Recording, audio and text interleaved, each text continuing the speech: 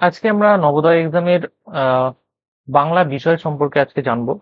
বাংলা বিষয়ে তোমাদের বাংলা যে ল্যাঙ্গুয়েজ যেটা রয়েছে সেই ল্যাঙ্গুয়েজ পার্টের মধ্যে কিন্তু তোমাদের টোটাল 25 নাম্বার থাকে, 50 নাম্বার, 25 নাম্বার, এবং টোটাল কোশ্চেন থাকে 20টি কোশ্চেন থাকে। এই 20টা কোশ্চেনের মধ্যে 25 নাম্বার থাকে। এবার এই 25 নাম্বারের মধ্যে মিনিমাম ধরো 3 থেকে 4টি আমাদের ব্যাকরণ থেকে কিন্তু কোশ্চেন আসে। তো যেহেতু 3 থেকে 4টি ব্যাকরণ থেকে কোশ্চেন আসে, তাহলে কিন্তু আমাকে ব্যাকরণ সম্পর্কে খুব ভালো মতো জানতে হবে, ঠিক আছে? নাহলে কিন্তু আমরা সেই কোশ্চেনের অ্যান্সার গুলো আমরা কিন্তু করতে পারবো না। তো তাই ব্যাকরণ ক্লাসটি আমি তোমাদের জন্য আজকে নিয়ে এসেছি, বাংলা ব্যাকরণ ক্লাস। নবোদয় পরীক্ষার জন্য খুবই ইম্পর্টেন্ট, গুরুত্বপূর্ণ। এবং এই ব্যাকরণ ক্লাসটি দেখলে তোমাদের ব্যাকরণ সম্পর্কে আশা করি একটু ধারণা ক্লিয়ার হয়ে যাবে, ঠিক আছে? আমরা আজকে শুরু করছি আজকের ক্লাস। প্রথমে দেখো যে টপিকটা নিয়ে আলোচনা করা করা হয়েছে, প্রথমে টপিকটার নাম দেওয়া হয়েছে হচ্ছে পথ। কি নাম দেওয়া হয়েছে? পথ, ঠিক আছে? প্রথমে যে টপিকটার নাম দেওয়া হয়েছে সেটা হচ্ছে পথ। অর্থাৎ পথ কি? বাক্যে ব্যবহৃত প্রতিটি শব্দেই বাক্যে ব্যবহৃত প্রতিটি শব্দেই কোনো না কোনো বর্ণ সমাসের সাথে যুক্ত, ঠিক আছে, হয়ে রূপান্তর লাভ করে পদে। বলছে বাক্যে ব্যবহৃত প্রত্যেকটা শব্দ, অর্থাৎ একটা বাক্য তৈরি হওয়ার জন্য যেগুলো শব্দ লাগে, তাই বলেছে বাক্যে ব্যবহৃত প্রতিটি শব্দই অপর কোনো বর্ণ বা বর্ণ সমষ্টির সঙ্গে যুক্ত হয়ে অন্য আরেকটা বর্ণের সাথে যখন কোনো একটা শব্দ যুক্ত হয় বা বর্ণ সমষ্টির সাথে যুক্ত হয়, তখন রূপান্তর লাভ করে যেটাও তৈরি হয় সেটাকে আমরা কি বলছি? পদ বলছি। শব্দের সাথে এরূপ বর্ণ বা বর্ণ সমষ্টি যোগ হলে এগুলোকে বলা হয় বিভক্তি। শব্দের সাথে আমরা যদি এরকম বর্ণ বা বর্ণ সমষ্টি যোগ করি, তাকে বলা হচ্ছে কি? বিভক্তি। এবং বিভক্তিযুক্ত পদকেই আমরা বলি, শব্দই হচ্ছে আমাদের নাম হচ্ছে পদ। তাহলে বিভক্তিযুক্ত যে কোনো শব্দকে আমরা কি বলা হয়? কি বলি? পদ বলি। তাহলে বাক্যে ব্যবহৃত প্রত্যেকটি শব্দই এক একটি পদ, ইংলিশে যেটাকে বলে পার্টস অফ স্পিচ বলা হয়, ঠিক আছে? বাক্যে ব্যবহৃত প্রত্যেকটি শব্দই এক একটি পদ হবে, যাকে আমরা ইংলিশে কি বলছি? Parts of speech. সহজভাবে বলা যায় বাক্যে ব্যবহৃত বিভক্তিযুক্ত শব্দ ও ধাতুকে পদ বলে। যেমন দুঃসাহসী অভিনেত্রীরা মানুষের চিরন্তন কল্পনায় যেমন দুঃসাহসী অভিনেত্রীরা কি বলেছে? দুঃসাহসী অভিনেত্রীরা মানুষের চিরন্তন কল্পনার রাজ্যে চাঁদের দেশে পৌঁছেছেন এবং মঙ্গল গ্রহেও যাওয়ার জন্য তারা প্রস্তুত হচ্ছেন। এটা একটা পুরোটা একটা স্ট্যান্ড আর কি, পুরো একটা লাইন। কি বলছে? দুঃসাহসী অভিনেত্রীরা মানুষের চিরন্তন কল্পনার রাজ্য চাঁদের দেশে পৌঁছেছেন এবং মঙ্গল গ্রহেও যাওয়ার জন্য তারা কিন্তু প্রস্তুত হচ্ছেন। তাহলে দেখো উপযুক্ত বাক্যটিতে রা প্রথমে বলেছে, যেমন অভিযাত্রী, এখানে বলা হয়েছে অভিযাত্রী, ঠিক আছে? তাহলে অভিযাত্রী রা, দেখো লাস্টে একটা যুক্ত হয়েছে কি? রা। তাহলে রা, অভিযাত্রী যোগ রা। এর, এই যে দেখো মানুষের চিন্তা ভাবনা, মানুষের মানে এখানে কি যুক্ত হয়েছে? এর যুক্ত হয়েছে, মানুষের। র, কল্পনার, যেমন এখানে কি আছে? কল্পনার, লাস্টে কি আছে? বৈষ্ণব আছে। এখানে লাস্টে কি আছে? এর আছে। এখানে লাস্টে কি আছে? রা আছে। তাহলে রা, এর, কল্পনার র। তারপরে হচ্ছে মঙ্গল গ্রহে, কি বলা হচ্ছে? মঙ্গল গ্রহে, গ্রহে, এখানে হে, এ। তাহলে মঙ্গল গ্রহে প্রভৃতি চিহ্নগুলিকে আমরা কি বলছি? বিভক্তি বলছি, ঠিক আছে? তাহলে বিভক্তি কি? বিভক্তি হলো যে শব্দের সাথে এরূপ বর্ণ বা বর্ণ সমষ্টি যোগ হলে তাকে আমরা কি বলছি? এগুলোকে বিভক্তি বলছি। মানে শব্দের সাথে যেই বর্ণ বা বর্ণ সমষ্টি যুক্ত হয় তাকে আমরা কি বলছি? বিভক্তি বলছি। আর বাক্যে ব্যবহৃত প্রত্যেকটি বিভক্তিযুক্ত শব্দ এক একটি কি বলে? এক একটি পদ বলা হয়, ঠিক আছে? তাহলে এগুলো ছিল কিছু বিভক্তির কিছু বেসিক আইডিয়া। এবার আমরা পদের প্রকারভেদ সম্পর্কে জানবো। পদ সাধারণত কয় প্রকার? পদের প্রকারভেদ, পদ কি কি, পদ কয় প্রকার ও কি কি? তাহলে দেখো, পদগুলো সাধারণত দুই প্রকারের হয়, একটা হলো অব্যয়, একটা হলো সব্যয়। তাহলে পদকে আমরা দুই ভাগে ভাগ করতে পারি। একটা পদের নাম হচ্ছে অব্যয় পদ, আর একটা নাম হলো সব্যয় পদ। সব্যয় পদ 4 প্রকারের হয়। সব্যয় যে পদ, সেই সব্যয় পদ হচ্ছে 4 প্রকার হয়। কি কি? একটা হলো বিশেষ্য, বিশেষণ, সর্বনাম এবং ক্রিয়া, ঠিক আছে? তাহলে সব্যয় পদ যেটা হচ্ছে, সেই সব্যয় পদটা হচ্ছে আহ 4 প্রকার হয়: বিশেষ্য, বিশেষণ, সর্বনাম এবং ক্রিয়া। এবং সুতরাং পদ মোট 5 প্রকার। পদ প্রধানত 2 প্রকারের হয়, অব্যয় এবং সব্যয়। সব্যয়ের মধ্যে 4 প্রকার: বিশেষ্য, বিশেষণ, সর্বনাম, ক্রিয়া, এবং তারপরে আরেকটা রয়েছে অব্যয়। তাহলে অব্যয় মিলে মোট কতগুলি পদ হলো? তাহলে তাহলে অব্যয় যদি যুক্ত করি তাহলে মোট হচ্ছে আমার টোটাল, তাহলে মোট 5 প্রকারের: বিশেষ্য, বিশেষণ, সর্বনাম, অব্যয়, ক্রিয়া এবং সর্বনাম, ক্রিয়া এবং অব্যয়। ঠিক আছে? তাহলে 2 প্রকার হচ্ছে পদ, সাধারণত অব্যয় এবং সব্যয়। ঠিক আছে? এরপরে আমরা নেক্সট টপিকে চলে যাচ্ছি।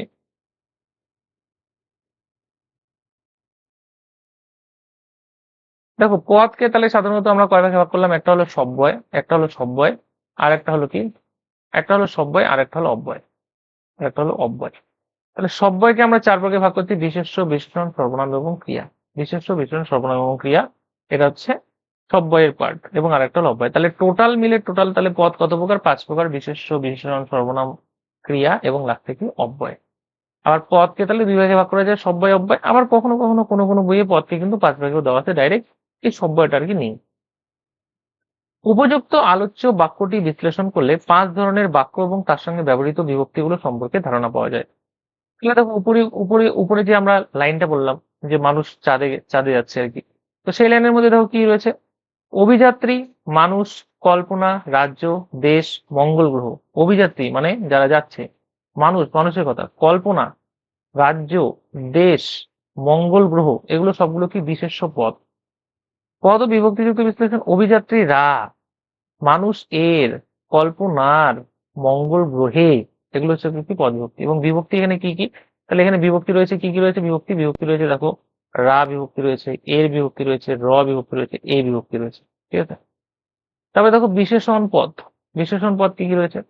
বিশেষণ পদ হচ্ছে দুঃসাহসী, চিরন্তন এবং প্রস্তুত। বিশেষ্য: অভিযাত্রী, মানুষ, কল্পনা, রাজ্য, দেশ, মঙ্গল গ্রহ। বিশেষণ পদ রয়েছে দুঃসাহসী, চিরন্তন, প্রস্তুত, এগুলো হচ্ছে বিশেষণ পদ। এবং সর্বনাম পদ, এবং সর্বনাম পদ রয়েছে, দেখো, সর্বনাম পদ রয়েছে তারা, তারা মানে কাউকে নির্দেশ করছে, তারা, তার, এগুলোকে সর্বনাম পদ। তাহলে দুঃসাহসী, যার অনেক দুঃসাহস, তারপরে কি? চিরন্তন, তারপরে হচ্ছে প্রস্তুত, এটাকে কি বলছি আমরা? বিশেষণ পদ বলছি। এবং অভিযাত্রী, মানুষ, কল্পনা, রাজ্য, দেশ, মঙ্গল গ্রহ, এগুলোকে আমরা বিশেষ্য পদ বলছি। ঠিক আছে?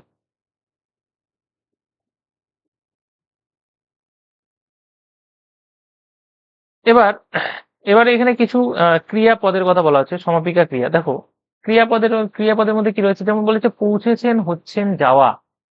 পৌঁছেছেন, হচ্ছেন, যাওয়া, যাওয়ার, এটা হচ্ছে সমাপিকা ক্রিয়ার মধ্যে, অসমাপিকা ক্রিয়ার মধ্যে পড়ছে। এবং অব্যয় পদের মধ্যে কি পড়ছে? অব্যয় পদের মধ্যে এবং এবং জন্য, কোনো কিছুর জন্য, কোনো কিছুর জন্য এবং। ঠিক আছে? তাহলে এটা কি? অব্যয় পদের মধ্যে পড়ছে। এবার আমরা বিশেষ্য পদ যেটা রয়েছে, সেই বিশেষ্য পদ সম্পর্কে কিন্তু আজকে ডিটেলসে আলোচনা করব। বিশেষ্য পদ, ঠিক আছে? বিশেষ্য পদ সম্পর্কে ডিটেলসে আলোচনা করব। দেখো, এখানে বিশেষ্য পদের মধ্যে কি কি রয়েছে? কোনো কিছুর নামকে, কোনো কিছুর নামকে বিশেষ্য পদ বলা হয়। যে কোনো কিছুর নাম, সেটাকে আমরা কি বলছি? বিশেষ্য পদ বলছি। বাক্যের মধ্যে,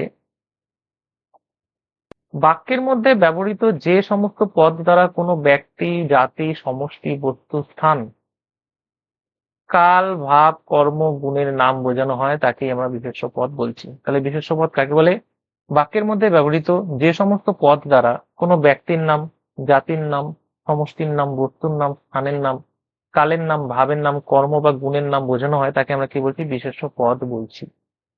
এবার বিশেষ্য পদের শ্রেণীবিভাগ: বিশেষ্য পদ 6 প্রকারের হয়, যথা, বিশেষ্য পদ টোটাল কত প্রকার? 6 প্রকারের হয়। ঠিক আছে? কি কি? 1 নম্বর হলো নামবাচক বিশেষ্য, 2 নম্বর সমষ্টিবাচক জাতিবাচক বিশেষ্য, 3 নম্বর বস্তুবাচক বিশেষ্য, 4 নম্বর সমষ্টিবাচক বিশেষ্য, 5 নম্বর ভাববাচক বিশেষ্য, 6 নম্বর গুণবাচক বিশেষ্য। তাহলে এটা হচ্ছে 1 নম্বর কত?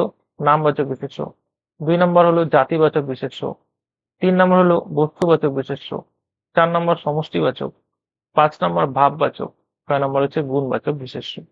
তাই এখানে বলা হয়েছে বিশেষ্য পদ সাধারণত 6 প্রকারের হয়। তাহলে 6 প্রকারের বিশেষ্য পদ কি কি? নামবাচক বিশেষ্য, জাতিবাচক বিশেষ্য, বস্তুবাচক বিশেষ্য, সমষ্টিবাচক বিশেষ্য, ভাববাচক বিশেষ্য এবং গুণবাচক বিশেষ্য। তাহলে এই 6 প্রকারের কিন্তু বিশেষ্য পদ হয়। ঠিক আছে? তাহলে সবার প্রথমে আমরা সংজ্ঞা বা নামবাচক বিশেষ্যের এখানে যাব। তাহলে এই যে প্রথম যেটা, যে প্রথম সেটা নামবাচক বা সংজ্ঞাবাচক বিশেষের এখানে যাচ্ছে, ঠিক আছে।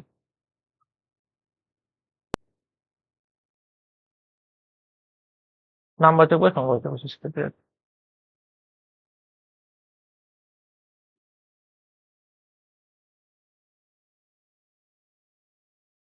তাহলে দেখো, নামবাচক বিশেষ্য, সংজ্ঞা বা নামবাচক বিশেষ্য, ইংলিশে এটাকে বলা হয় প্রপার নাউন। তাহলে সংজ্ঞা বা নামবাচক বিশেষ্য কি বলেছে? যে পদ দ্বারা, কি বলেছে? যে পদ দ্বারা ব্যক্তি, ভৌগোলিক স্থান বা সংজ্ঞা এবং গ্রন্থ বিশেষের নাম বিজ্ঞাপিত হয় তাকে সংজ্ঞা বা নামবাচক বিশেষ্য বলে, ঠিক আছে। তাহলে কি বলছে? যে পদ দ্বারা কোনো ব্যক্তির নাম, ভৌগোলিক স্থানের নাম, সংজ্ঞার নাম এবং গ্রন্থ বিশেষের নাম বিজ্ঞাপিত হয় তাকে সংজ্ঞা বা নামবাচক বিশেষ্য বলা হয়। তাহলে সংজ্ঞা বা নামবাচক বিশেষ্য কাকে বলে? যে পদ দ্বারা, যে পদ দ্বারা ব্যক্তি, ভৌগোলিক স্থান বা সংজ্ঞা এবং গ্রন্থ বিশেষের নাম বিজ্ঞাপিত হয় তাকে আমরা সংজ্ঞা বা নামবাচক বিশেষ্য বলবো। তাহলে সংজ্ঞা বা নামবাচক বিশেষ্য কাকে বলে মনে আসলো? তাহলে কি বললাম? যে সমস্ত পদ দ্বারা ব্যক্তি, ভৌগোলিক স্থান, সংজ্ঞা এবং গ্রন্থ বিশেষের নাম বিজ্ঞাপিত হয় তাকে সংজ্ঞা বা নামবাচক বিশেষ্য বলা হয়, ঠিক আছে। যেমন, যেমন কি কি? ব্যক্তির নাম, যে কোনো ব্যক্তির নাম বোঝাতে, যেমন এখানে কি আছে? সারা, তারা, কণিকা, শিলা, মাসুদ, দেলোয়ার, এগুলো হচ্ছে প্রভৃতি। তাহলে সংজ্ঞা বা নামবাচক বিশেষ্য মানে যে কোনো ব্যক্তির নাম যদি বোঝায়, যে কোনো ব্যক্তির নাম যদি হয়, তাহলে সেটা কিন্তু আমার সংজ্ঞাবাচক বিশেষের মধ্যে পড়বে। তাহলে কি কি আছে এখানে? নাম দেখো, সারা আছে, কণিকা, শিলা, মাসুদ, দেলোয়ার প্রভৃতি। তাহলে যে কোনো ব্যক্তির নাম যদি হয় তাহলে সেটা কিন্তু আমার নামবাচক বিশেষ্য হবে। আবার ভৌগোলিক অবস্থানের নাম, ভৌগোলিক স্থান মানে হচ্ছে যে কোনো জায়গা, যে কোনো জায়গা যদি হয় তাহলে সেই যে কোনো জায়গার ক্ষেত্রেও কিন্তু আমার আহ সংজ্ঞা বা নামবাচক বিশেষ্যর ক্ষেত্রে হবে। যেমন কিশোরগঞ্জ, যে কোনো একটা জায়গার নাম, তাহলে এটা অবশ্যই কি বলবে? নামবাচক বিশেষ্য। তাহলে মানুষের নাম হলেও হবে, জায়গার নাম হলেও হবে। যেমন পাটুয়াখালী, পটুয়াখালী, ঢাকা, আমেরিকা, লন্ডন, ভারতবর্ষ, ঠিক আছে। তাহলে যে কোনো জায়গার নাম যদি হয়, যেমন শালকুমার, ঠিক আছে, আলিপুরদুয়ার, সোনাপুর, ফালাকাটা, যে কোনো জায়গার নাম যদি হয় তাহলে যে কোনো জায়গার নামের ক্ষেত্রেও কিন্তু আমরা এটাকে নামবাচক বিশেষ্য বলবো।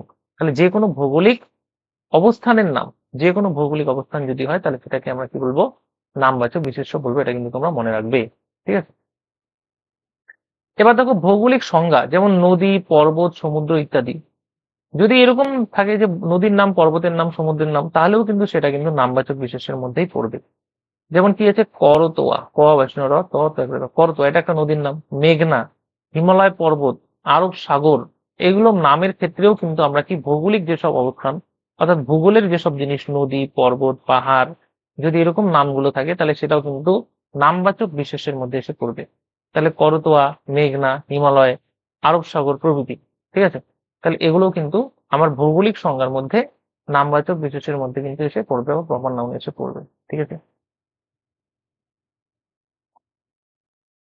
তোমাদেরকে আমি ভৌগোলিক সংজ্ঞা বিশেষ, ভৌগোলিক সংজ্ঞার নদী, পর্বত সমূহ, এগুলো আরো অনেক অনেক নাম থাকতে পারে, সেই অনেক অনেক নামগুলো তোমাদেরকে লিখে দিচ্ছি। এই নামগুলো কিন্তু তোমার খাতার মধ্যে লিখে নিবে, ঠিক আছে।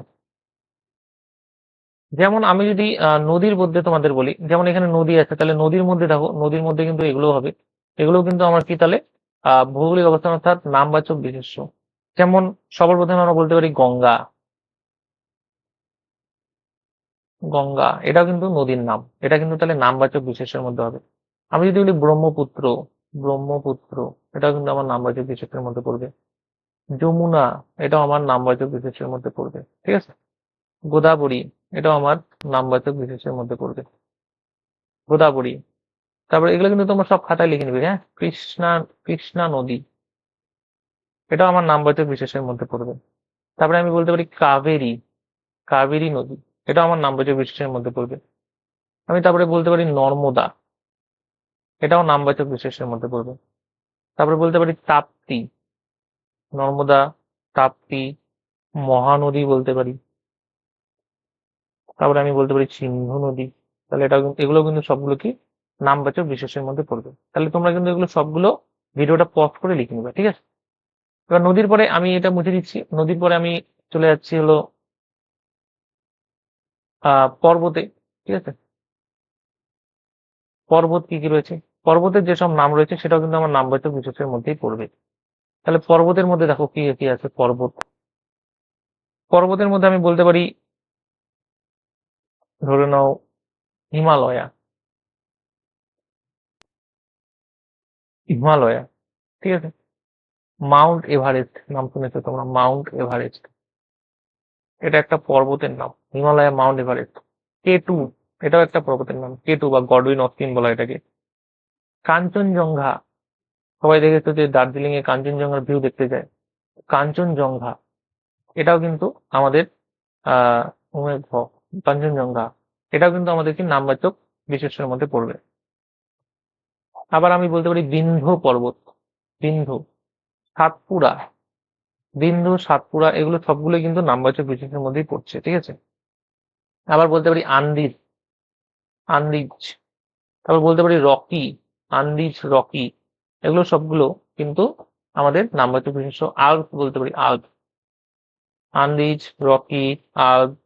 তারপরে আবার আরেকটা রয়েছে অ্যাটলাস, অ্যাটলাস পর্বত নাম শুনেছো হয়তো তোমরা। অ্যাটলাস, এগুলো তোমরা কিন্তু সব খাতায় লিখে নিবে, ঠিক আছে। খাতায় সুন্দর করে নোট করে এগুলো লিখে নিবে। এগুলো হচ্ছে আমাদের পর্বতের নাম, যেই পর্বতগুলো এই নামবাচক বিশেষের মধ্যে পড়ছে, ঠিক আছে। সমুদ্রের মধ্যে আমরা বলতে পারি, সমুদ্রের মধ্যে আমরা কি বলতে পারি, এগুলো তোমার ভিডিওটা পজ করে লিখে নাও।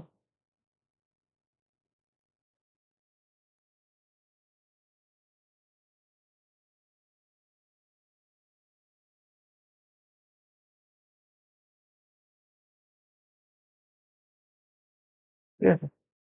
সমুদ্রের মধ্যে বলতে পারি সমুদ্র, সমুদ্র কি বলতে পারি, সমুদ্রের মধ্যে বলতে পারি যে ভারত মহাসাগর, ভারত মহাসাগর, এটা বলতে পারি ভারত মহাসাগর।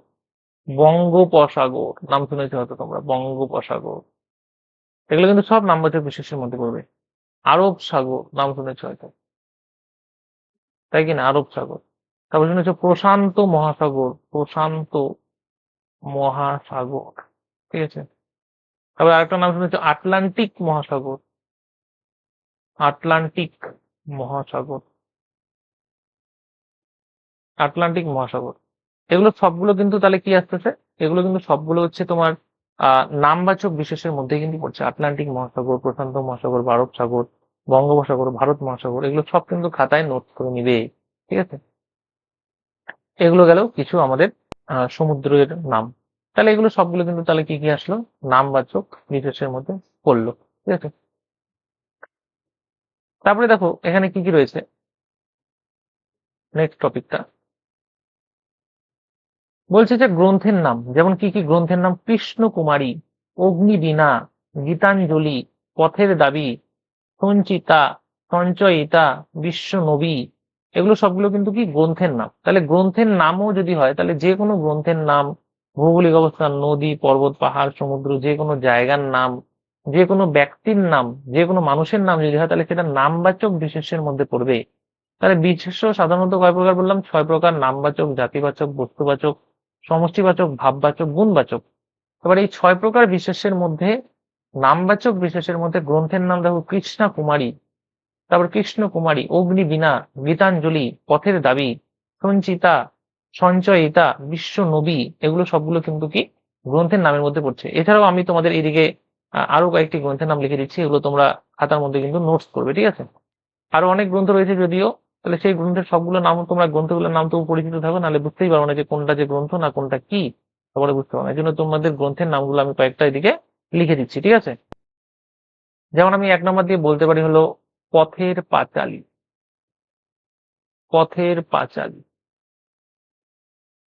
পথের পাঁচালী, দীঘিকা হয় যদি, পথের পাঁচালী, পথের পাঁচালী, লয়, পথের পাঁচালী, ঠিক আছে। চন্দ্রবিন্দু দিতে পারি আমি একটা। তাহলে এটা একটা গ্রন্থ। এগুলো কিন্তু নামগুলো মনে রাখবে, এগুলো কিন্তু গ্রন্থের নাম। আমি আরেকটা নাম দিতে পারি অপরাজিত, অপরাজিত। আমি আরেকটা দিতে পারি হলো আরণ্যক, আরণ্যক। আমি আরেকটা দিতে পারি হলো চাঁদের পাহাড়,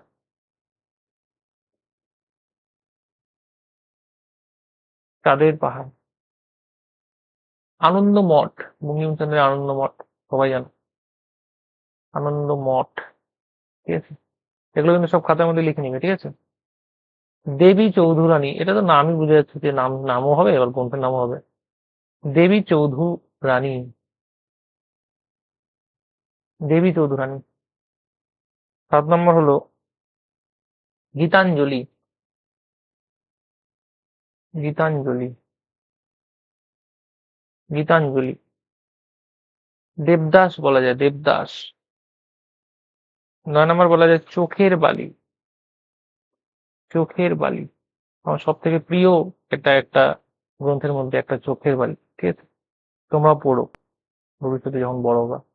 দেনা পাওনা, দেনা পাওনা, এটা একটা রয়েছে। আরো অনেক রয়েছে, যেমন পুতুল নাচের ইতিকথা, পুতুল নাচের ইতিকথা, পুতুল নাচের ইতিকথা, ঠিক আছে? বিশ্ব সাহিত্যের মধ্যে রয়েছে হ্যামলেট, তারপরে রয়েছে ম্যাকবেথ, ম্যাকবেথ, হ্যামলেট, ঠিক আছে? তারপরে রয়েছে এমা, মা, এমা। এগুলো এগুলো আরো অনেক গ্রন্থ রয়েছে, তোমরা আপাতত এই কয়েকটাই খাতার মধ্যে লিখে নাও, ঠিক আছে?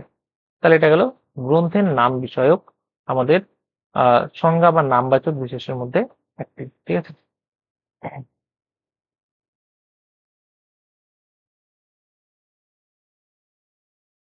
আজকে আমরা এতটুকু পর্যন্তই পড়বো। পরের দিন আমরা জাতিবাচক বিশেষ্য, বস্তুবাচক, সমষ্টিবাচক, ভাববাচক এই বিশেষ্যগুলো সম্পর্কে আরো ডিটেলসে আলোচনা করবো। আজকের ভিডিওটি এই পর্যন্তই। তোমরা কিন্তু এগুলো সবগুলো খাতার মধ্যে সুন্দর করে নোট করে নিবা এবং প্রত্যেকদিন বাড়িতে কিন্তু পড়তে হবে, ঠিক আছে?